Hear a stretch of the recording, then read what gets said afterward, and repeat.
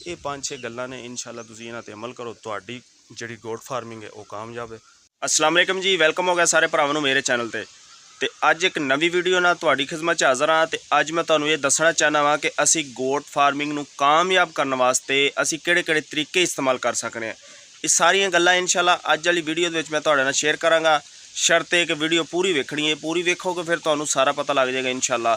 तो अगर तुसी इहदे ते अमल करोगे, वेखोगे वीडियो नूं, समझोगे तो तुहाडी गोट फार्मिंग इंशाअल्लाह कामयाब हो जाएगी। चलो जी असी अपनी अज की वीडियो शुरू करने तो सारी गलबात तुहाडे नाल शेयर करने हैं।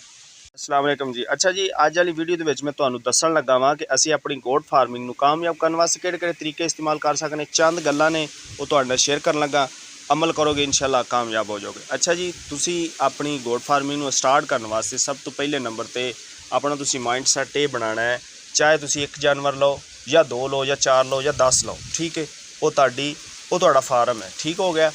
उस तो बाद फिर तुसी ये तरीकाकार ये करना है कि जानवर नूं कदी भी तुसी बन्नना नहीं, ठीक है। मैं तो इत्थे बन्ने ने तुहाडे सामने नज़र आ रहे हैं, क्योंकि मेरा जिहड़ा वाड़ा है ना ये सही नहीं है, ये बाहर निकल जाते हैं, ठीक है।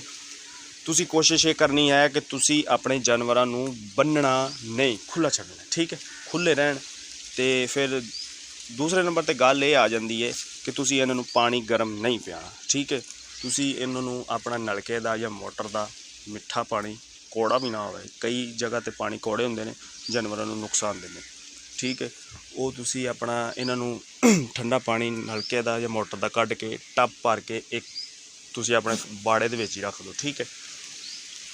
अच्छा, उस तो बाद ये है, अगर तुहाडा जिहड़ा जानवर खुला रहेगा ना, खुले जानवर का ये हुंदा है कि वो अपनी मर्जी नाल थोड़े बहुते खाएगा, फिरे टुरेगा विच, उस तो बाद पानी शानी पी के अपना ओहदा जिहड़ा मेदा है वो बिल्कुल तंदुरुस्त रहेगा और हाजमा दुरुस्त रहेगा, ठीक है। ये फायदे ने खुले रखने के, ठीक है। 2 तरीके हो गए। उस तो बाद तुसी अपना टाइम सैटिंग रखनी है कि तुसी इन्हां नूं सिर्फ 2 या 3 टाइम, सिर्फ 3 टाइम तुसी इन्हां नूं अपना चारा पाना, ठीक है, सुबह दोपहर शाम, ठीक हो गया।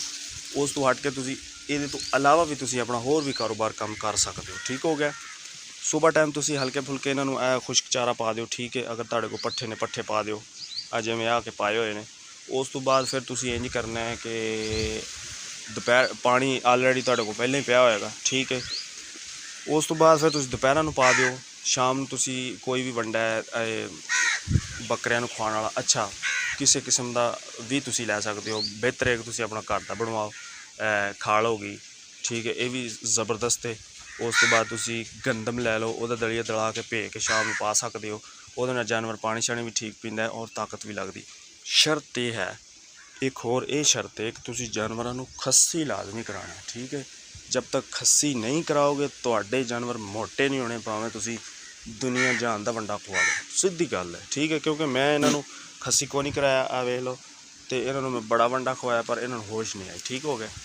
तो मैं तुहानूं यही आखांगा कि तुसी ये जो काम स्टार्ट करना है ना, एक तो वाड़ा इन्हां दा बनाना, दूजे नंबर ते इन्हां दा टाइम की सैटिंग तुसी रखनी, तीसरे नंबर ते इन्हां तुसी पानी शानी जिहड़ा गर्म नहीं पियाना, चौथे नंबर ते गल ये है वो करनी है तुसी, चौथे नंबर ते काम करना खस्सी कराना, ठीक है। फिर उस तो बाद तुसी हफ्ते दे विच 15 दिनों दे विच 1 महीने दे विच 2 दफ़ा लाजम है, 2 दफ़ा नहीं कर सकते, एक बारी लाजमी है कि तुसी इन्हां नूं जुआं वाले टिक्के शिक्के लवाओ, ठीक है।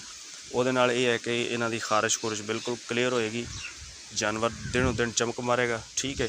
ये 5-6 गल्लां ने इंशाअल्लाह तुसी इन्हां ते अमल करो, तुहाडी जिहड़ी गोट फार्मिंग है वो कामयाब है। बाकी नीयत नाल काम करना है, ठीक है, खलूसे नीयत नाल इंशाअल्लाह बेईमानी नहीं करनी, किसी दे पट्ठे वड्ढ के नहीं खुआने, तुसी पाने ते अपने ही पाने ने, भावें माड़े ने या चंगे ने, ठीक है। इंशाअल्लाह अल्लाह ते उम्मीद रख के काम शुरू करो, तुहाडी कामयाबी इंशाअल्लाह ज़रूर होएगी, ठीक हो गया जी। अज वाली वीडियो मेरी इन्नी सी, बाकी इंशाअल्लाह एक अच्छी वीडियो तुहाडी खिदमत च हाज़र होवांगा जी। अल्लाह हाफिज़।